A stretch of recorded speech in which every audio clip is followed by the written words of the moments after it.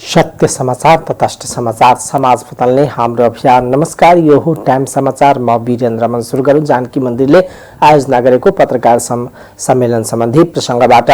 भगवान रामको जन्मभूमि अयोध्यामा राम मन्दिरको शिलान्यासका लागि जानकी मन्दिर जनकपुरको माटो पठाइने तयारी भइरहेको छ। भारतको अयोध्यामा हुने राम मन्दिर शिलान्यासका दिन जनकपुर धाम दीपावली मनाउने जानकी मन्दिरका महन्त राम तपेश्वर दास वैष्णवले आग्रह गरेका छन्। उत्तर प्रदेश स्थित अयोध्यामा निर्माण हुन लागेको राम मन्दिर विश्वका सम्पूर्ण हिन्दू धर्मावलम्बीका लागि गौरवको विषय रहेको भन्दै महन्त दासले खुशियालीमा दीपावली मनाउन आग्रह गर्नुभयो। उहाँले सम्पूर्ण जनकपुर धामवासी लगायत समस्त मिथिलावासीलाई शिलान्यास हुने दिन 5 अगस्त अर्थात् साउन 21 गते दीपावली मनाउन आग्रह गर्नुभयो। जानकी मन्दिरमा शुक्रबार पत्रकार सम्मेलनको आयोजना गर्दै महन्त दासले त्यस दिन घर घरमा राम स्तुति र भजन कीर्तन गर्न समेत मिथिलावासीलाई आह्वान गर्नुभयो। कोरोना भाइरसका कारण भूमि पूजनको अवसरमा जानकी मन्दिरको प्रतिनिधित्व हुन नसक्दा दुःख लागेको बताउँदै महन्त दासले कोरोना महामारीका कारण आफूहरू भूमि पूजनमा सहभागी नभए पनि अवस्था सहज भएपछि जनकपुर धामदेखि अयोध्यासम्म मिथिला अवध यात्रा गर्ने योजना बनाएको जानकारी दिनुभयो। उहाँले अयोध्यामा राम जन्मभूमिमा भूमि पूजनको तयारी चलिरहेको क्रममा आकस्मिक जाँच गर्दा रामलला एक सहायक पुजारी र परिसरमा रहेका सुरक्षा कर्मीमा कोरोना पोजिटिभ पाइएको छ। तसर्थ अवस्थामा पक्कै पनि जटिल नै होला। त्यसैले अवस्था सहज भएपछि नागरिक समाजका तर्फबाट कांग्रेसका उपसभापति विमलेन्द्र निधि सहित जानकी मन्दिरको प्रतिनिधित्व गर्दै हामीहरू त्यहाँ अवश्य पनि जानेछौं। जनकपुर र अयोध्याको धार्मिक सांस्कृतिक सम्बन्ध रहेको बताउँदै महन्त दासले यस गौरवपूर्ण सम्बन्धलाई कुनै पनि व्यक्ति विशेषले चाहेर पनि समाप्त गर्न नसक्ने दावी गर्नुभयो।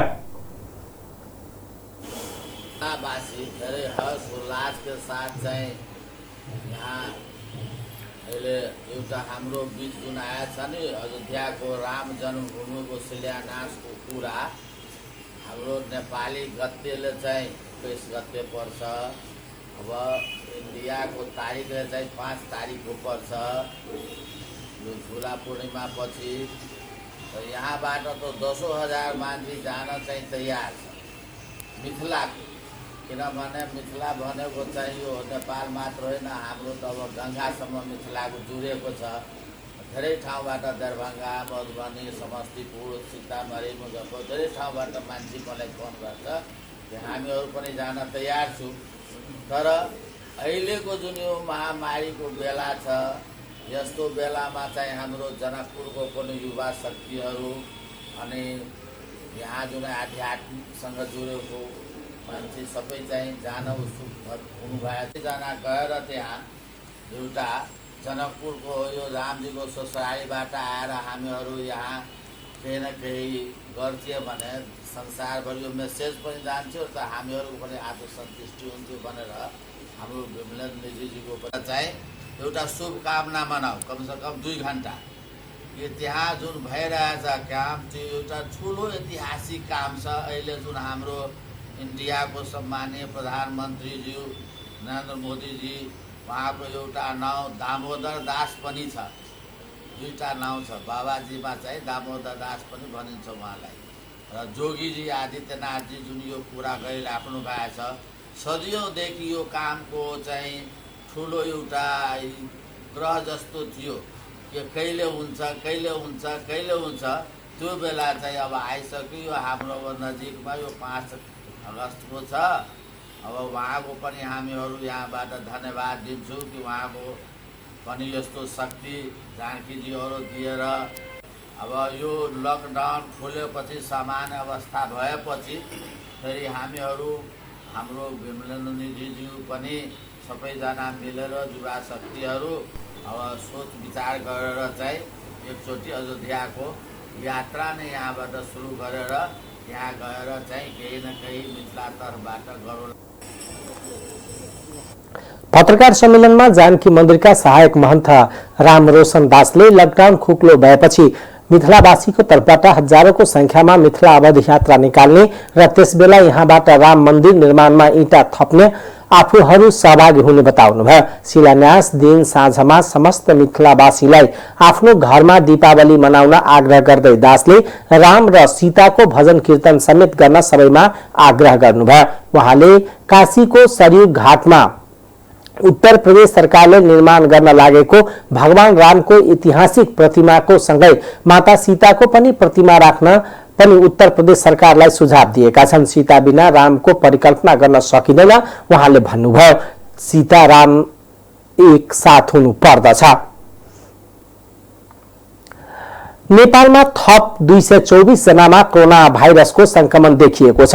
देशका विभिन्न प्रयोगशालामा गरिएको परीक्षणका क्रममा थप 224 जनामा कोरोना भाइरसको संक्रमण पोजिटिभ देखिएको स्वास्थ्य तथा जनसंख्या मन्त्रालयका प्रवक्ता डाक्टर जागेश्वर गौतमले जानकारी दिनुभयो। संक्रमितहरूमा काठमाडौँमा 38 जना पनि रहेका छन्। नेपालमा संक्रमितको संख्या 19,771 जना पुगेको छ। त्यस्तै कोरोनाबाट नेपालमा थप 4 जनाको मृत्यु भएको छ। मृतक 4 जना पर्साका हुन्। पर्साका वीरगंज उपमहानगरपालिका 11 घर भई ललितपुरको थसी खेल बस्ने 65 वर्षीय एक महिलाको शुक्रबार पाटन अस्पतालमा उपचारको क्रममा मृत्यु भएको। त्यस्तै वीरगंज महानगरपालिका 11 का 56 वर्षीय पुरुषको बिहीबार राति 11 बजे मृत्यु भएको स्वास्थ्य मन्त्रालयले जनाएको छ। त्यस्तै वीरगंज महानगरपालिका 16 का 35 वर्षीय अर्का पुरुषको बिहीबार राति ज्यान गएको स्वास्थ्य मन्त्रालयले पुष्टि गरेको छ। वीरगंज महानगरपालिका 2 छपकैयाका 65 वर्षीय अर्का पुरुषको पनि कोरोनाका कारण मृत्यु भएको मन्त्रालयका प्रवक्ता गौतमले जानकारी दिनुभयो। घर फर्किनेहरूको संख्या 72.8% छ। आजको पीसीआर 10,768 गरी जम्मा 3,75,416 परीक्षण भएको छ। क्वारेन्टिनमा रहनुभएका व्यक्तिहरूको संख्या 12,111 छ। कोभिड-19बाट संक्रमण मुक्त भई गत 24 घण्टामा डिस्चार्ज हुनुहुनेहरूमा जम्मा 151 जना हुनुहुन्छ र आजसम्म डिस्चार्ज हुनुहुने जम्मा 14,379 संक्रमितहरू निको भई घर फर्किसक्नु भएको छ। केन्द्र हेटौडामा मकवानपुरका 1 जना, धुलीखेल अस्पताल धुलीखेल प्रयोगशालामा दार्चुलाका 16 जना, कञ्चनपुरका 18 जना हुनुहुन्छ। पाटन अस्पताल ललितपुर प्रयोगशालामा काठमाडौँका 2 जना, ललितपुरका 2 जना र सप्तरीका 1 जना हुनुहुन्छ। वीर अस्पताल प्रयोगशाला काठमाडौँमा काठमाडौँका 1 जना, नेपाल प्रहरी अस्पताल प्रयोगशालामा काठमाडौँका 18 जना र ललितपुरका 1 जना हुनुहुन्छ। नेपाल कोरिया मैत्री अस्पताल भक्तपुरका 1 जना, पोखरा स्वास्थ्य विज्ञान प्रतिष्ठान प्रयोगशालामा कास्कीका 2 जना, प्रादेशिक क्षयरोग केन्द्र प्रयोगशाला पोखरामा कास्कीका 1 जना, म्याग्दीका 2 जना र तनहुँका 1 जना हुनुहुन्छ। प्रादेशिक जनस्वास्थ्य प्रयोगशाला रूपन्देहीमा गुल्मीका 2 जना र रूपन्देहीका 1 जना हुनुहुन्छ। भेरी अस्पताल नेपालगञ्जमा बाँकेका 1 जना, दैलेखका 1 जना र दाङका 1 जना हुनुहुन्छ। राप्ती स्वास्थ्य विज्ञान प्रतिष्ठान प्रयोगशालामा दाङका 2 जना। मिति 2077 श्रावण 15 गते राति 11 बजे दुःखद निधन भएको छ। पर्सा जिल्ला वीरगंज महानगरपालिका वडा नं 16 निवासी 35 वर्षका अर्का पुरुषको मिति 2077 साउन 15 गते बेलुका 7:40 बजे गण्डक अस्थायी कोभिड अस्पतालमा दुःखद निधन भएको छ। यसै गरी मृत्यु हुनेको संख्या 56 पुगेको छ। यो सँगै नेपालमा कोरोनाका कारण ज्यान गुमाउनेको संख्या 56 पुगेको छ। शुक्रबार थप 151 जना संक्रमण मुक्त भएका छन्। यो सहित नेपालमा हालसम्म 14,379 जना उपचारपछि निको भएका छन्। प्रदेश 2 मा कोरोनाको महामारी उच्च जोखिम छ। दैनिक दर्जनौं नयाँ संक्रमित थपिएका छन्। प्रदेश 2 मा प्रादेशिक अस्पताल जनकपुर नारायणी उप क्षेत्रीय अस्पताल, गजेन्द्र नारायण सिंह सगरमाथा अस्पताल सहित 3 ठूला र 10 साना गरी 13 सरकारी अस्पताल छन्। सबै अस्पतालमा दैनिक त्यसो बिरामीको चाप हुन्छ। कोरोना लगातार अन्य कुनै पनि प्रकारका बिरामी चिकित्सा भएपछि अन्तिम अवस्थासम्म आइसियु र भेन्टिलेटरमा राखेर उपचार गरिन्छ। तर प्रदेश 2 मा सरकारी अस्पतालमा 11 वटा मात्र भेन्टिलेटर छन्। त्यसमा पनि 6 वटा प्रयोगविहीन छन् भने 5 वटा मात्र सञ्चालनमा छन्। त्यस्तै आइसियुमा पनि बेड पनि 20 वटा मात्र उपलब्ध छन्। गत साता ज्वरो, रुघा खोकी र श्वास प्रश्वास समस्या भएपछि प्रादेशिक अस्पतालमै भर्ना भएका धनुषा शहीदनगर नगरपालिका 8 का 38 वर्षीय पुरुषलाई भेन्टिलेटरकै अभावमा धरानस्थित बीपी कोइराला विज्ञान प्रतिष्ठान लैजाने क्रममा बाटोमै मृत्यु भएको थियो।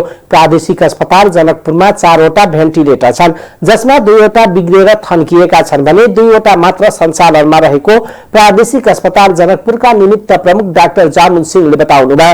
5-6 वटा अघिदेखि एक संस्थाले दिएको एउटा भेन्टिलेटर बिग्रिएको र त्यसको उपकरण नपाउँदा सञ्चालनमा ल्याउन नसकिएको उहाँको भनाइ छ। प्रादेशिक अस्पतालमा पर्याप्त आइसियु र भेन्टिलेटर नहुँदा दैनिक 6 देखि 8 जना चिकित्सा बिरामी बाहिर रेफर हुने गरेका छन्। डाक्टर सिंहले भन्नुभयो, यस अस्पतालमा कम्तीमा 20 वटा भेन्टिलेटर र 20 वटा बेड आइसियु चाहिन्छ। भेन्टिलेटरको लागि पटक पटक केन्द्र र प्रदेश सरकारलाई अस्पतालले माग गर्दा समेत उपलब्ध भएको छैन। अन्तिम समयमा आषाढ मसान्त नजिक आएर प्रदेश सरकारले अस्पताललाई मात्र बजेट उपलब्ध गराउँदा सूचना निकालेर किन्न नसकिएको अस्पतालको गुनासो छ। अस्पतालले भेन्टिलेटर किन्नका लागि जेठ महिनामा सूचना समेत निकालेको थियो। कुनै फारमले आवेदन नै नदिँदा किन्न नसकिएको डाक्टर सिंहको भनाइ छ।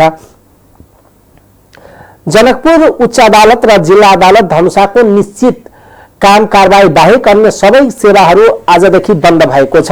उच्च अदालत जनकपुरका एक न्यायाधीशलाई कोरोना संक्रमण भएपछि आजदेखि साउन 31 गतेसम्मका लागि निश्चित काम कारबाही बाहेक अन्य सबै सेवा बन्द भएको हो। बिहिबार बसेको उच्च अदालत जनकपुर, जिल्ला अदालत धनुषा, उच्च तथा जिल्ला सरकारी वकिल कार्यालय एवं बार एसोसिएसनको छलफलबाट यस्तो निर्णय लिएको हो। लकडाउनमा प्रदान गर्दै आएको निश्चित काम कारबाही बाहेक अन्य काम कारबाही शुक्रबारदेखि साउन मसान्तसम्मको लागि स्थगन गर्न निष्कर्ष सहित सर्वोच्च अदालतलाई अनुरोध गर्ने निर्णय गरेको जनाइएको छ।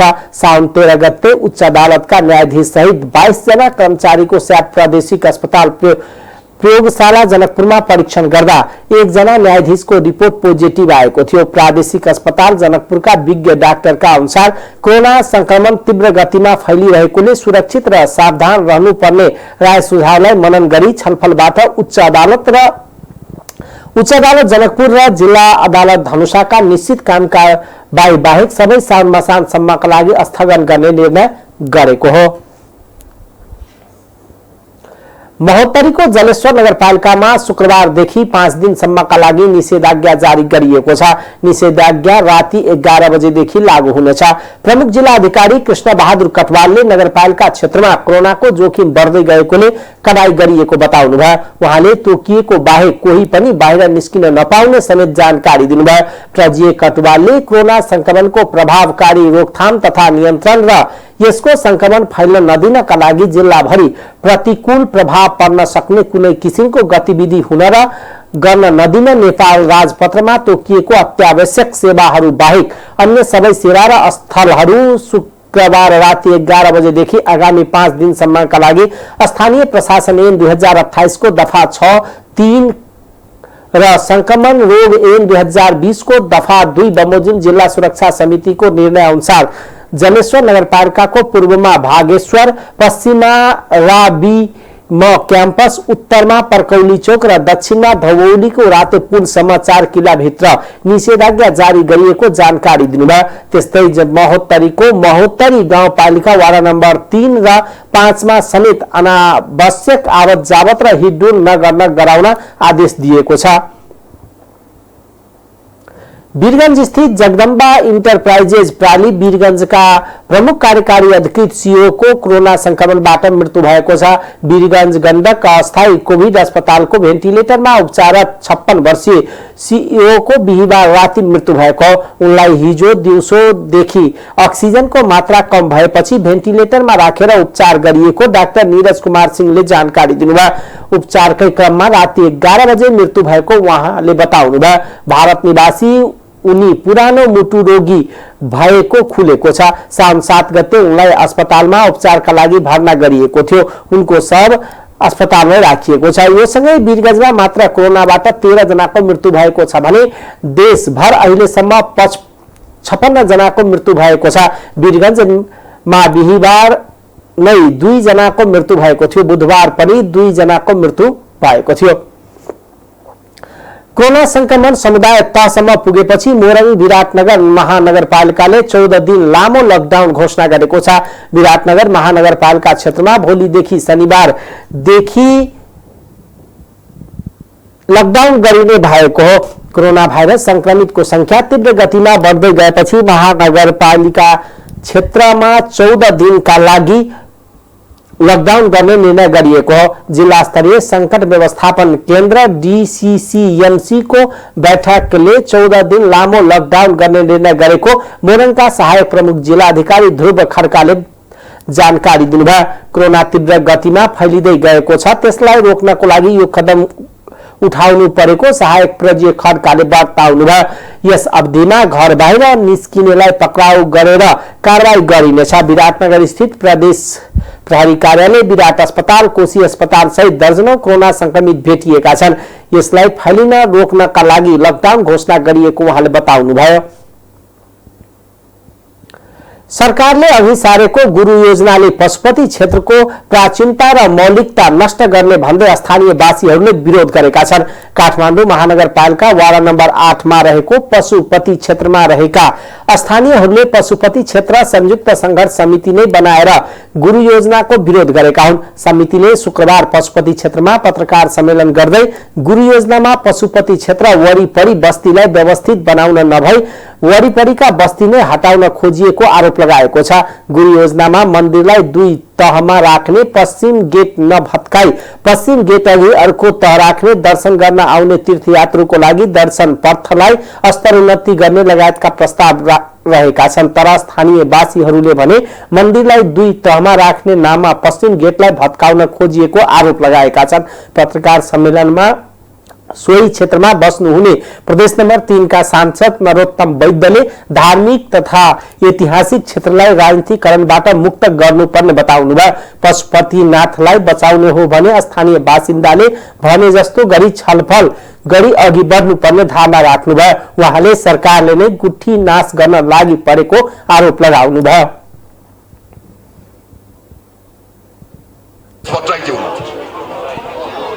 योगेश भट्टराई चाहिँ कसको अध्यक्षताको योगेश भट्टराई केबाट आउनु भएको छ त भन्दा त्यो चाहिँ के भने त्यो एमालेको सरकारको प्रतिनिधित्व गरिरहेको त्यो उहाँ चाहिँ के भने एउटा सत्ता पक्षको सशक्त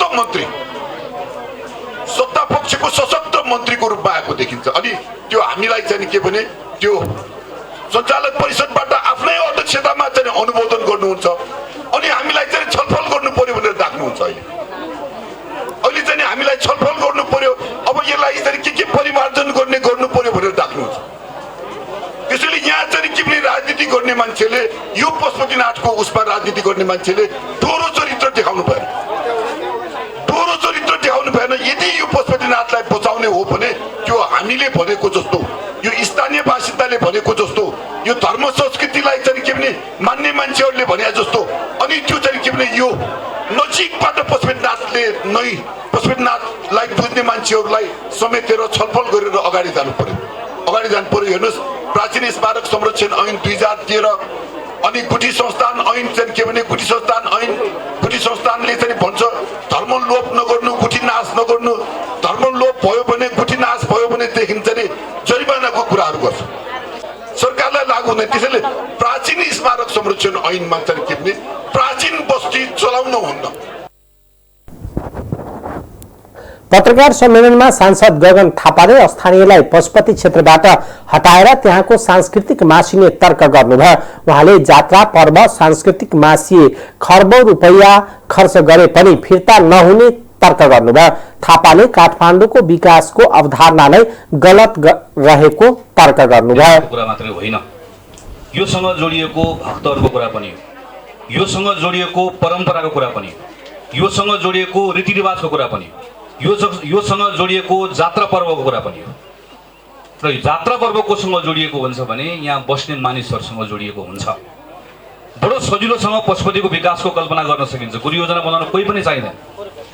गुरुयोजना बनाउने भनेर स्केच बोकेर बसेर यहाँभित्र भएका सबै घरहरू हटाइदिएर घरहरूको ठाउँमा कतै खाली ठाउँ राख्न सकिएला, कतै उहाँहरूले भन्नुभएको जस्तो कतै यो केन्द्र, कतै त्यो केन्द्र, कतै यो भवन, कतै त्यो भवन बनाउन सकिएला।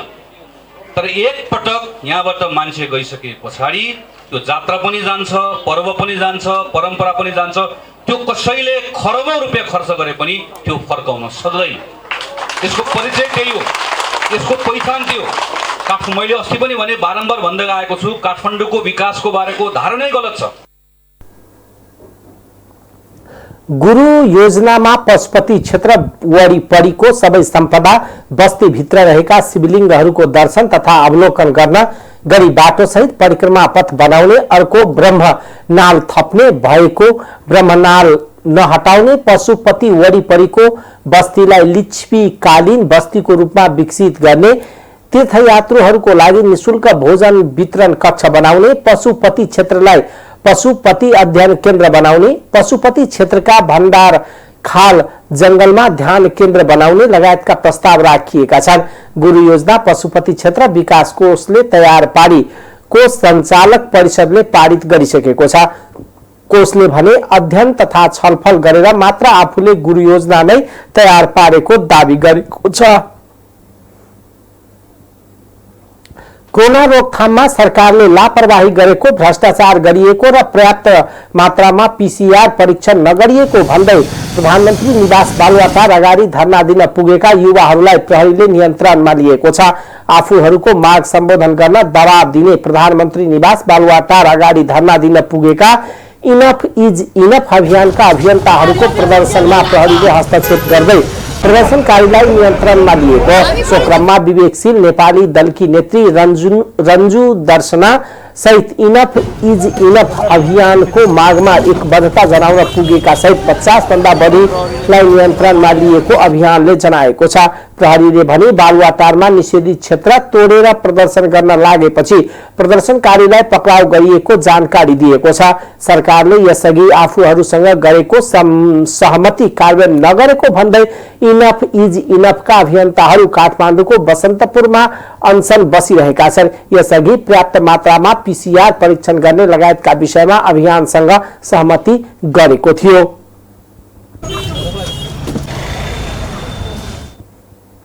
नेपाल टेलिकमले 4G सेवा विस्तारमा भएको ढिलाइको कारणबारे संसदीय समितिले सरकारसँग जवाब माग गरेको छ। सिंहदरबारमा शुक्रबार बसेको प्रतिनिधि सभा अन्तर्गतको विकास तथा प्रविधि समितिको 4G सेवा विस्तारमा चरम ढिलाइ हुनुको कारण 7 दिनभित्र लिखित रूपमा समितिमा पेश गर्न सञ्चार तथा सूचना प्रविधि मन्त्रालयलाई निर्देशन दिएको हो। बैठकले टेलिकमको सेवा गुणस्तर र प्रभावकारिताको विषयमा आगामी कार्ययोजना 30 दिनभित्र समितिमा पेश गर्न मन्त्रालयलाई निर्देशन दिएको छ।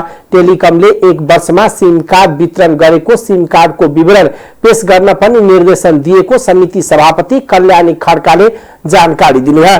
त्यस्तै नेपाल टेलिकमको साझेदारको विषयमा साझेदार भित्राउने विषयमा के कस्ता र कसरी साझेदारी गर्ने हो त्यस सम्बन्धमा स्पष्ट नीति व्यवस्था गरी त्यसबारे समितिमा जानकारी गराउन समेत मन्त्रालयलाई निर्देशन दिएको समिति सभापति खड्काले जानकारी दिनुभयो। भएको गुनासो आम नागरिकबाट उठिरहेको सन्दर्भमा टेलिकमले प्रदान गर्ने सेवा प्रभावकारी गुणस्तरीय र आम नागरिकहरूले अपेक्षा गरे अनुरूप बनाउन टेलिकमका आगामी कार्ययोजना स्पष्ट रूपमा 30 दिनभित्र समितिमा पेश गर्न समिति नेपाल सरकार सञ्चार तथा सूचना प्रविधि मन्त्रालयलाई निर्देशन गर्दछ। नेपाल टेलिकमको 4G सेवा विस्तार निर्धारित समयभित्र गुणस्तरयुक्त रूपमा सम्पन्न हुन नसक्नुको कारण 7 दिनभित्र समितिमा उपलब्ध गराउन समिति नेपाल सरकार सञ्चार तथा सूचना प्रविधि मन्त्रालय र नेपाल दूरसञ्चार प्राधिकरणलाई निर्देशन गर्दछ। नेपाल दूरसञ्चारसँग आबद्ध नेपाल टेलिकम र अन्य निजी सेवा प्रदायक संस्थाहरूबाट गत आर्थिक वर्षमा कति ग्राहकहरूलाई सिम वितरण गरियो, ती संस्थाहरूका ग्राहक सङ्ख्या र संस्थाहरूको आर्थिक अवस्थाको विवरण 7 दिनभित्र समितिमा प्राप्त हुने गरी उपलब्ध गराउन समिति नेपाल सरकार सञ्चार तथा सूचना प्रविधि मन्त्रालय र दूरसञ्चार प्राधिकरणलाई निर्देशन गर्दछ।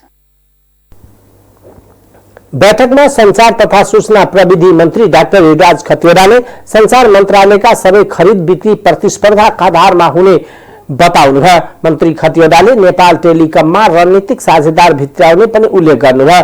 देशभर इन्टरनेट पुर्याउने गरी सरकारले काम गरिरहेको भन्दै लकडाउन र खरिद प्रक्रिया लगायतले बाधा गरेको र सबै ठाउँमा विद्युत सेवा नपुगेका कारण पनि इन्टरनेट सेवा पुर्याउन असहजता आएको उहाँले बताउनुभयो। फेरि राज्य पनि त्यतिकै जिम्मेवार हुन्छ। त्यो भएको छ भने फेरि सरकारमाथि यहाँहरूले समितिले या संसदले पनि प्रश्न उठाउन सक्छ, उठाउनुपर्छ। व्यावसायिक क्षेत्रबाट आउने गुनासो पनि हामी त्यसरी नै सम्बोधन गर्न सरकार तयार छ।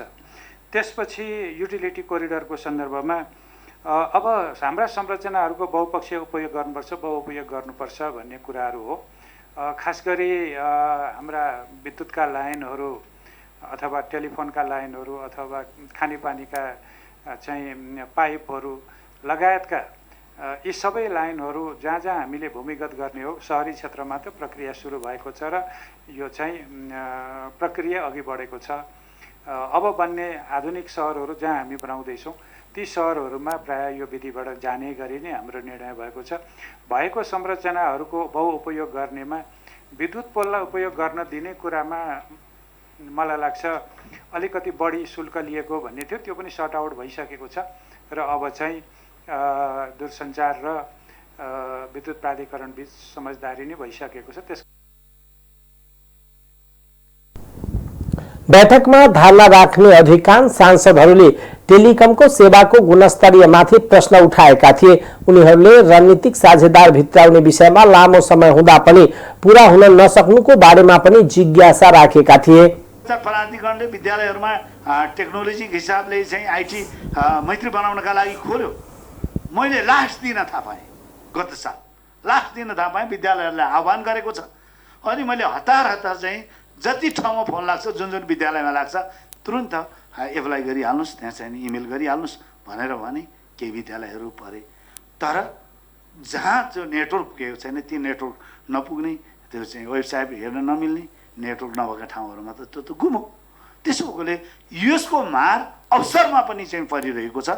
त्यस कारणले अब चाहिँ पछाडि परेको क्षेत्र झन् पछाडि पर्दैछ।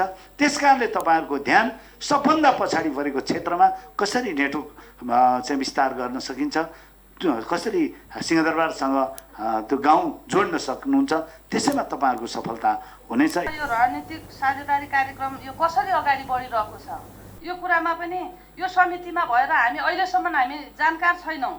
अर्को कुरा यो स्मार्ट टेलिकमलाई असार मसान्तसम्म चाहिँ नवीकरण गराउने चाहिँ म्याद थपियो।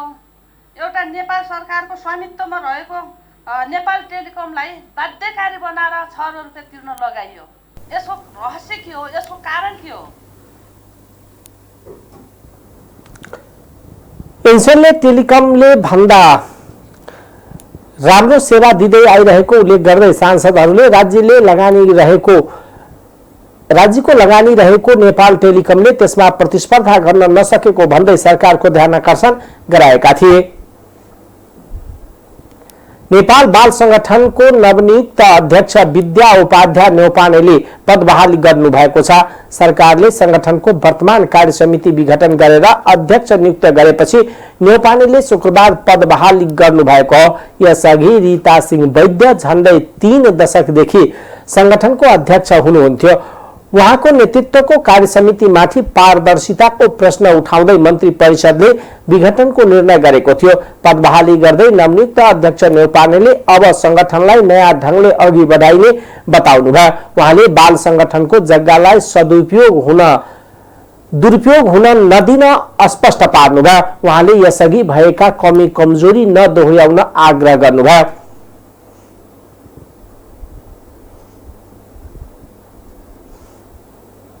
काँडा चाहिँदैन।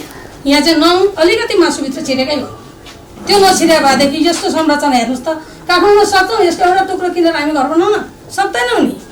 त्यसैले यो सम्पत्तिको जगेडा हामीले गर्नुपर्छ। हिजो जे कुरो भयो जानेर भयो नजानेर भयो, कम कमजोरी भयो सोच्याउँदा राम्रो हुन्छ।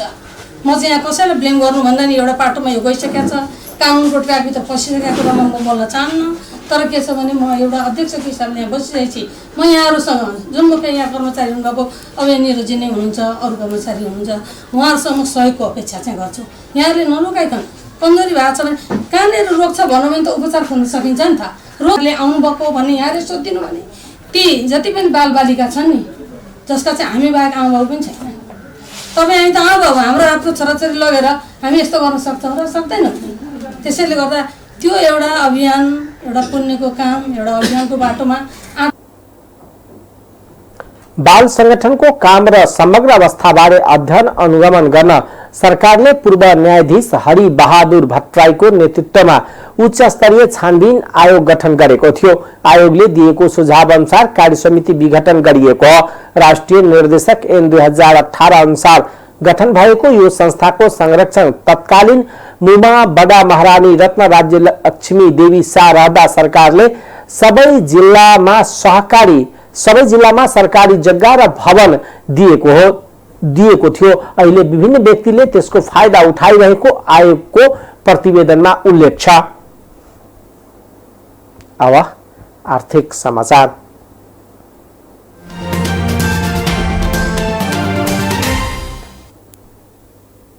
नेपाली सेनाको सैनिक कल्याणकारी कोषको रकम 38 अर्ब 57 करोड 61 लाखबाट बढेर 45 अर्ब 86 करोड 50 लाख पुगेको छ। कोषद्वारा शुक्रबार सैनिक मुख्यालय जंगी अड्डामा आयोजित पत्रकार सम्मेलनमा कोषका निर्देशक सागर बहादुर केसीले कोषको रकम 18.90% वृद्धि भएको जानकारी दिनुभयो। मुलुकका क वर्गका विभिन्न बैंकमा उक्त कोषको 45 अर्ब 86 करोड नगद मौजाद निक्षेप छ। कोषको यथार्थ सम्पत्ति भने हाल 51 अर्ब 61 करोड 4 लाख पुगेको छ। केही वर्ष अघिसम्म कोषको 85 करोड निक्षेप जोखिममा रहेकोमा अहिले घटेर 5 करोड 2 लाख 66 हजारमा झरेको छ। कोषका अन्तर्गत निकायको फरछोट गर्न बाँकी बेरुजु र अब 7 करोड 43 लाख 94 हजार रहेको निर्देशक केसीले जानकारी दिनुभयो। उक्त कोषको गत आर्थिक वर्षमा 12 करोड 70 लाख 23 हजार बेरुजु फरछोट पाएको थियो। बैंक तथा वित्तीय संस्थामा रहेको कोषको निक्षेपबाट आर्जित ब्याजको आमदनी कर बापत राजस्व बुझाएको कोषको निर्देशक केसीले जानकारी दिनुभयो। मुलुकको अर्थतन्त्रलाई विश्वव्यापी महामारीको रूपमा अहिलेको कोभिड-19 को कारणले नकारात्मक असर परे तापनि सैनिक कल्याणकारी कोषको समग्र आर्थिक गतिविधिहरू उल्लेख्य रूपमा सन्तोषजनक रहेको छ।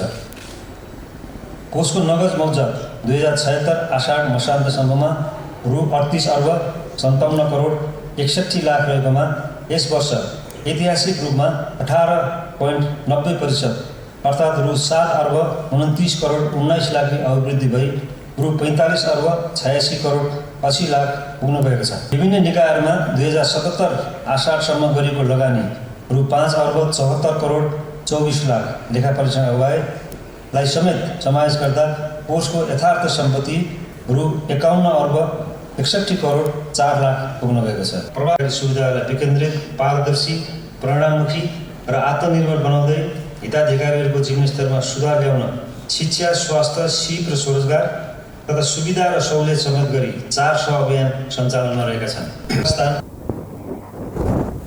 संयुक्त राष्ट्र संघीय शान्ति स्थापना कार्यमा विभिन्न मुलुकमा खटिने सैनिकको पारिश्रमिकबाट कटौती गरेर 2032 सालमा सैनिक कल्याणकारी कोष स्थापना गरिएको थियो। त्यसबेला 1,24,01,000बाट कोष सुरु भएको थियो। अहिले राष्ट्रसङ्घीय मिसनमा खटिने सैनिकबाट प्राप्त हुने रकमसँगै सेनाले कोष मार्फत गरेको लगानीबाट समेत आमदानी गर्दै आएको छ। कोषको ठूलो रकम सेनाले निक्षेपका रूपमा बैंकमा राखेको छ। त्यसैगरी सेनाले कोषको रकम विद्यालय, कलेज, अस्पताल, medical college, petrol pump, housing लगायतमा लगानी गर्दै आएको छ। अन्तर्राष्ट्रिय समाचार।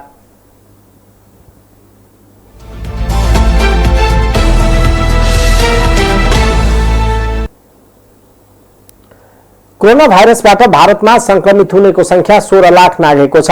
पछिल्लो 24 घण्टामा भारतमा थप 55,079 जनामा कोरोना पुष्टि भएको त्यहाँको स्वास्थ्य तथा परिवार कल्याण मन्त्रालयले जनाएको छ।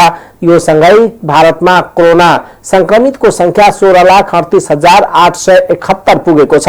पछिल्लो 24 घण्टामा भारतमा थप 779 जनाको मृत्यु भएको छ। भारतमा अहिलेसम्म कोरोनाबाट 35,747 जनाको मृत्यु भएको छ। भारतमा कोरोना महामारीबाट सबैभन्दा बढी महाराष्ट्र राज्य प्रभावित भएको छ। पछिल्लो 24 घण्टामा मात्र महाराष्ट्रमा 11,147 जनामा कोरोनाको पुष्टि भएको छ। शुक्रबार बिहानसम्म महाराष्ट्रमा संक्रमितको संख्या 4,11,798 पुगेको छ। महाराष्ट्रमा अहिलेसम्म 14,726 जनाको कोरोनाबाट मृत्यु भएको छ भने करिब 2,48,000 निको भएका छन्। त्यस्तै विश्वभर कोरोना संक्रमितको संख्या 1,75,12,000 नजिक पुगेको छ। विश्वभर कोरोनाका कारण मृत्यु हुनेको संख्या 6,77,543 पुगेको छ। कुवेत सरकारले नेपाल सहित 7 देशका नागरिकलाई प्रवेशमा रोक लगाएको छ। कुवेत सरकारले 1 अगस्तदेखि नेपाल सहित 7 देशका नागरिकलाई कुवेत प्रवेशमा अनिश्चितकालीन रोक लगाएको हो। कुवेत प्रवेशमा रोक लगाइएको देशहरूमा नेपाल, भारत, पाकिस्तान, बंगलादेश, श्रीलंका, ईरान, फिलिपिन्स छन्। कोरोना संक्रमणलाई मध्यनजर गर्दै कुवेत सरकारले बिहीबार यस्तो निर्णय गरेको जनाएको छ। कुवेतमा करिब 3.5 महिनासम्म बन्द रहेको अन्तर्राष्ट्रिय हवाई सेवा 1 अगस्तदेखि फेरि सुरु हुँदैछ। लकडाउनका कारण कुवेतमा समस्यामा परेका कतिपय नेपालीलाई नेपाल सरकारले उद्धार गरेर ल्याएको छ। अब खेलकुद समाचार।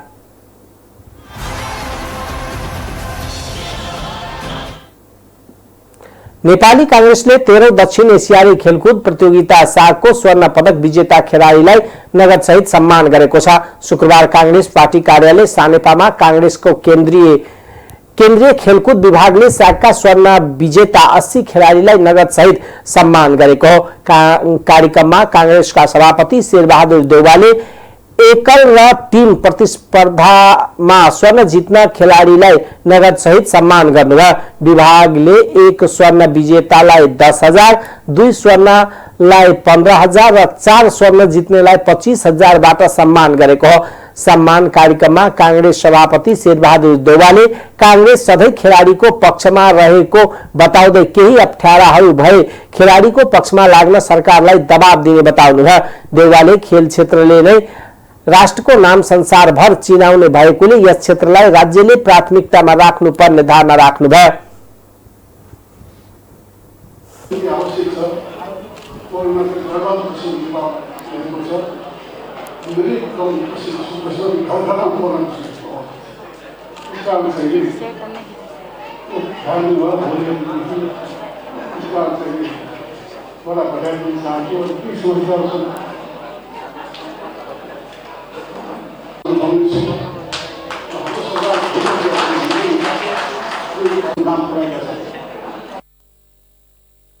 सरकारलाई आगो हेर्ने हो त्यो दृष्टिकोण अलिकति नपुगेकै हो। त्यो आत्मालोचना गर्दै म पनि सरकारको एउटा चाहिँ सदस्य भइरहेको नाताले मैले पनि नजिकबाट हेरेको छु। म पनि खेलकुद क्षेत्रमा इन्ट्रेस्ट राख्ने नै एउटा खेलकुद एउटा सामान्य विद्यार्थी हुँ। म चाहिँ केको सिमको विद्यार्थी हुँ र त्यो अब खेलकुदलाई हेर्ने दृष्टिकोण चाहिँ जोसुकै सरकारमा आए पनि यो परिवर्तन हुनुपर्छ। राम्रो काम गर्नेहरूलाई प्रशंसा गर्नुपर्छ, नराम्रो काम मैले विगतको इतिहासमा कुराको कतिपय कुरोमा ठिक पनि हो। खेलकुदमा राजनीतिकरण बढी हो, तर पार्टीहरूले खेलकुदलाई चाहिँ आफ्नो अङ्ग बनाउनु भयो। अनप्रोडक्टिभ सेक्टर हो कि भन्ने कतिपय ठाउँमा तर एउटा खुसीको त्यस्तै कांग्रेस खेलकुद विभागका प्रमुख मोहन बस्नेतले जुनसुकै सरकार आए पनि खेल क्षेत्रको विकासमा ध्यान दिनुपर्ने बताउनुभयो। कार्यक्रममा राष्ट्रिय खेलकुद परिषदका सदस्य सचिव रमेश कुमार सिलवालले खेलकुद र खेलाडीको समग्र विकासका लागि आफ्नो नयाँ कार्यकालमा काम गर्ने बताउनुभयो। उहाँले खेल क्षेत्रलाई राजनीतिबाट मुक्त गर्नुपर्ने धारणा पनि राख्नुभयो। काठमाडौँ, पोखरा र जनकपुरमा भएको सागमा नेपालले 51 स्वर्ण, 60 रजत र 96 कांस्य पदक गरी 207 पदक जितेको थियो। विभागले अन्य पदक विजेतालाई पनि क्रमशः सम्मान गर्दै जाने जनाएको छ।